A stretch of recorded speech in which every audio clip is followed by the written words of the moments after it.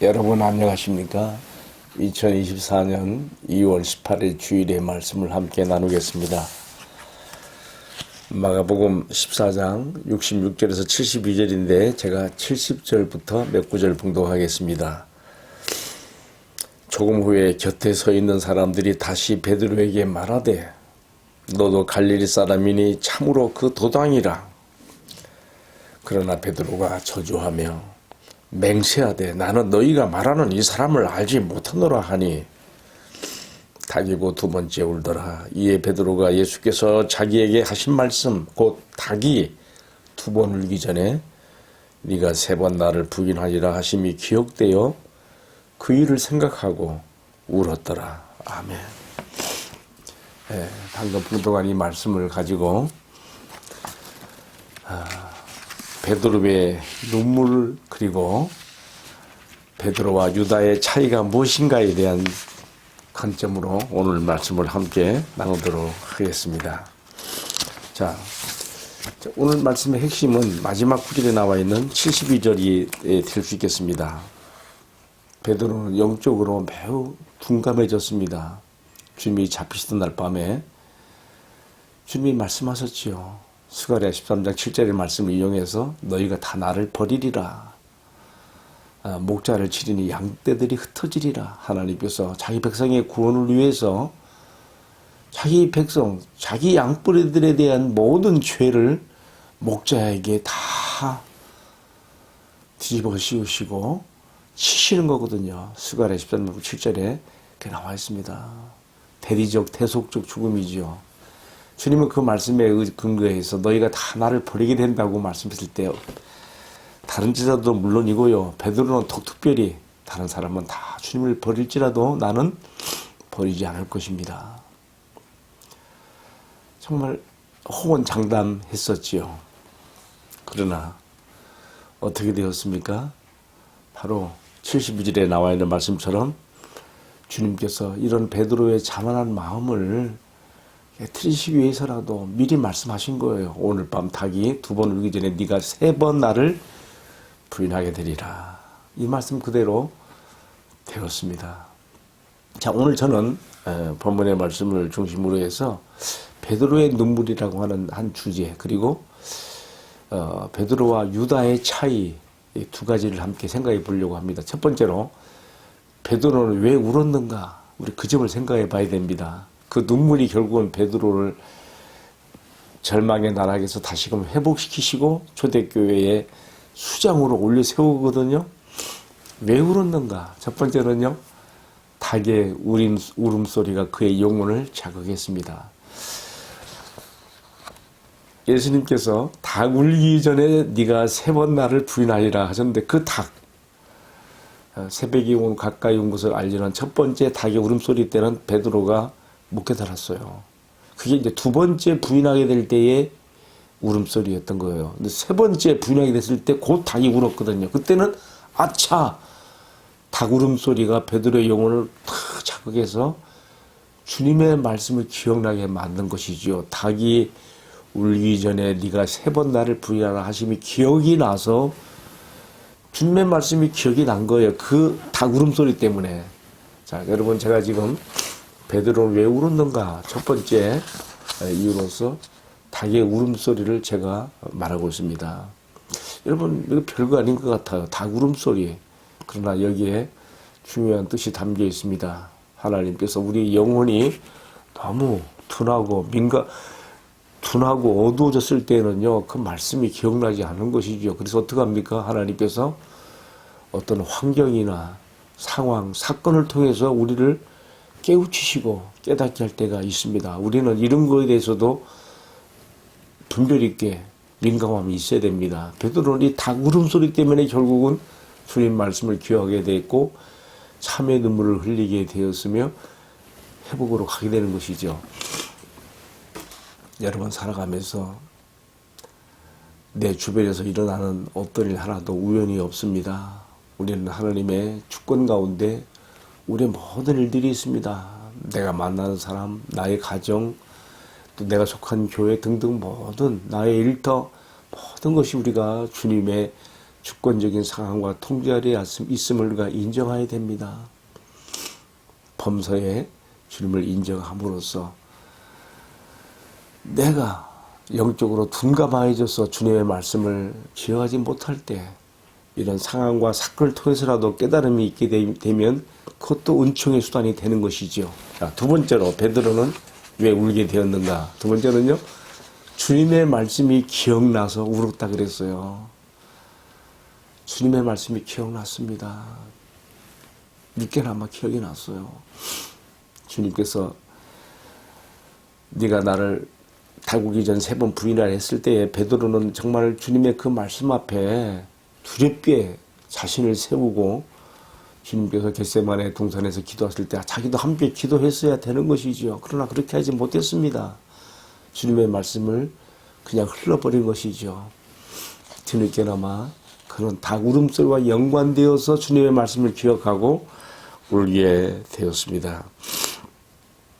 우리는 하나님께서 환경과 어떤 상황, 사건을 통해서 우리를 깨우치지 않더라도 주님의 말씀을 기억해서 울게 되어지고 주님 뜻에 자신을 세울 수 있는 그런 은혜를 받아야 되겠습니다. 세 번째는요, 베드로가 왜 울게 되었습니까? 오늘 본문에 나와 있지 않습니다만은 보충적으로 누가복음 22장 우리가 61절 말씀 보게 되면요, 닭의 울음소리가 울렸을 때 베드로는 주님의 말씀이 기억났고 대번에 그래서 그동안 두려움에 잡혀가지고 주변 환경에만 치우쳐 있다가 먼 발치에 서 계신 주님을 바라보게 되었습니다. 우리 주님께서는 손과 발이 다 사슬에 매인 채 맨발로 밤새도록 차가운 땅의 기운을 온몸으로 받아들이시면서 고통 가운데 서 계셨지만은 베드로와 눈이 마주치는 그 순간 베드로가 닭이 두 번째 울고 베드로가 세 번째 주님을 부인했을 때 주님은 먼저 베드로를 바라보고 있었던 것이죠. 그것은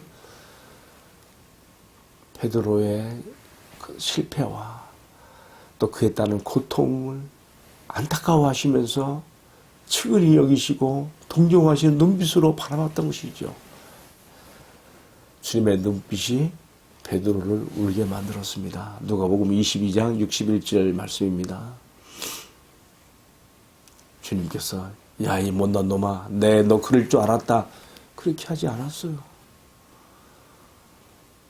내가 말한 대로 베드로의 그 자만심이 이 사건을 통해서 깨트려줄 수만 있다면, 그래서 그가 더 훌륭한 제자가 되고 다른 동료 제자들에게 비교 우위적인 자가 아니라 함께 주님을 위해서 희생하고 헌신해야 될 그런 사람으로 변할 수만 있다면 주님은 어찌 보면요, 베드로를요 사단에게 허락했다고 볼 수 있어요. 그래서 누가복음에 보면요 22장에 말하잖아요. 시몬아 시몬아 사탄이 밀가부르듯 너희를 청구했으나 내가 네 믿음이 떨어지지 않기 위해서 기도하였느니 너는 돌이킨 후에 너희 형제들을 굳게 하라. 주님은 이미 용서를 준비해 놓으시고 베드로의 실패도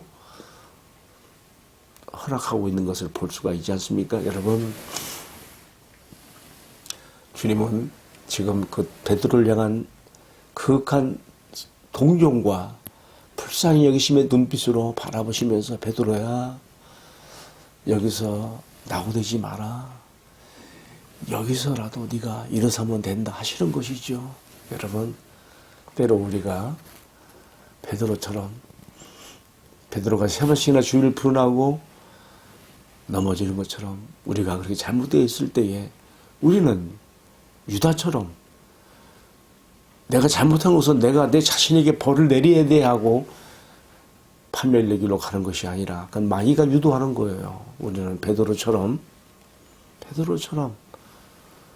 주님의 말씀을 기억하고 주님의 눈빛을 마주보는 주님의 그 눈빛 앞에서 다시금 회복되고 일어나야만 되는 것입니다. 이제 오늘 말씀을 마무리 지면서 저는 특별히 이 점을 강조하고 싶어요. 베드로와 유다의 차이는 무엇인가? 방금 말씀드린 것처럼 유다의 경우는요, 내가 잘못한 거 내가 책임져야 돼. 내가 나에게 벌을 내려야 돼. 그래서 목매다는 자살로 가는 거예요. 사실요, 유다에게도 기회는 있었어요. 어떻게 기회가 있었는가? 예수님이 산헤드린 공회에서 깊은 밤 신문을 받고 있을 때예요. 베드로만 거기 들어가 있었던 게 아니에요. 요한만 들어가 있었던 게 아니에요. 유다는 숨어서 그 광경을 지켜봤어요. 여러분, 마태복음 27장 1절 5절의 말씀을 보게 되면요, 유다가 언제 자기의 그 잘못을 뉘우치면서 죄책감에 빠지게 되는가 하면요, 예수님이 살해드린 공회에서 정죄의 됨을 보고라고 써있어요. 내가 무죄한 피를 팔았도다. 예수의 정죄됨을 보고 스스로 그렇게 말하는 거야. 내가 무죄한 피를 팔았다. 그래서 산헤드린 공회에서 예수님이 빌라도에게로 이첩되는 그 과정에서 사실요, 유다가 예수님께 갈 수 있었던 거예요. 자신의 배신으로 예수님께 가고 있지만은, 저는 우리 주님의 정말 증량할 수 없는 용서와 사랑의 가슴은 유다도 넉넉히 품을 수 있다 생각해요. 그러나 유다는 어떻게 했습니까? 자기 자신에게 자신이 벌을 내려서 결국은 나무에 매달려 죽는 것이 아니겠습니까? 사단이 그를 파멸로 몰아간 것이죠. 그러나 유다와 베드로의 차이는 무엇입니까? 베드로는 주님의 눈빛을 마주할 수 있었고 주님을 바라볼 수 있었고, 거기서 그는 자신을 용납하시는 주님의 동정과 사랑의 눈빛 앞에서 회복되는 것이죠. 우리가 사복음서의 마지막 복음서인 요한복음과 또 마지막 장 21장에 보게 되면 예수님께서 십자가에 달려 돌아가시고 3일 만에 부활하신 다음에 어디로 가세요? 갈릴리 제자들과 함께 3년 동안의 진한 향수가 남겨있는 갈릴리 바닷가에 가셔서 베드로와 다른 제자들을 만나지 않습니까? 예수님은 거기서 여러분 잘 아는 대로 요한복음 21장에 나오는 사랑의 문답을 통해서 베드로의 주님께 향한 그 죄책감, 고통, 쓰라림을 사랑의 문답을 통해 다 치유하시잖아요. 네가 나를 사랑한다면 내 양을 먹이라, 내 양을 치라시면서 주님께서 베드로의 그 사명을 다시금 일으켜 주시지 않습니까? 다른 제자들이 보고 듣는 앞에 했다는 것은요, 어느 누구라도 베드로의 초기교회의 참 수장으로서의 그 권위를 누가 도전하거나 거기에 대해서 네가 배반했던 사람 아니야 라고 말하게 되지 못하도록 주님이 직접 베드로에게 내 양을 먹이고 내 양을 치라고 하는 위임을 하시는 걸 볼 수가 있습니다. 이게 베드로와 유다의 차이입니다. 베드로는 똑같은 잘못을 범했지만은 주님을 바라보고 주님의 그 동정과 사랑의 눈빛 앞에서 내가 이대로 내가 파멸로 갈 수 없어. 주님을 떠나지 않았던 것이죠. 그러니까 주님의 치유와 회복을 받은 거예요. 여러분, 그러나 유다는 그러지 못했지요. 주님을 바라보지 못했고 주님께 오지 않았습니다. 그리고 그걸로 그는 자기 생애를 끝냈습니다. 여러분, 우리가 어떤 상황에 처해 있든지 우리는 너는 이제 끝났어. 넌 더 이상 이제 소망의 여지가 없어라고 하는 마귀의 소리에 우리는 귀를 기울여서는 안 됩니다. 어떠한 상황에서라도 나 같은 죄인을 위해서 십자가에 빌려 죽으시기까지 사랑하신 우리 하나님의 아버지의 사랑과 또 우리 주님 예수 그리스도의 사랑, 베드로가 바라본 주님, 경험한 주님, 우리에게 동일한 주님이십니다. 함께 기도하십시다. 사랑하시는 주님, 나 자신의 약함으로 무너질 때 내가 나 자신에게 벌을 가하며 내 안에서 스스로 좁아져서 마귀가 유도하는 파멸의 길로 가지 않게 하시고 나의 생각보다 더 크시고 나의 죄보다 더 크신 주님의 은혜와 자비를 바라보며 또 동정의 눈빛으로 나를 바라보시는 주님 앞에서 내가 파멸록하지 아니하고 내가 주님 앞에 새롭게 회복되고 치유되고 사명에 설 수 있는 제자가 되게 하여 주옵소서. 주 예수님 이름 받들어 기도 올리옵나이다. 아멘. 예, 마쳤습니다. 감사합니다.